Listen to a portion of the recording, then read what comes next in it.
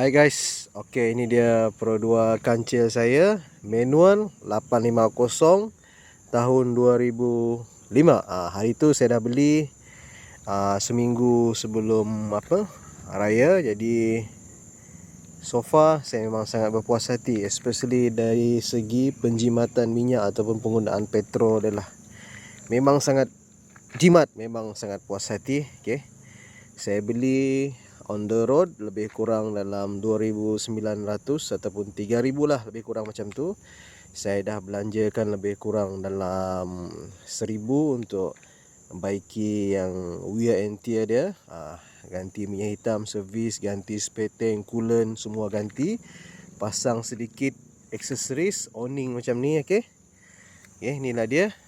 Kat dalam tu dia punya seat dah pakai seat TRX, seat yang macam ni. Okay. So far saya sangat berpuas hati dengan Pro 2 kancil ni. By the way, ini adalah first Pro 2 kancil saya. Saya tak pernah pakai lagi sebelum ni.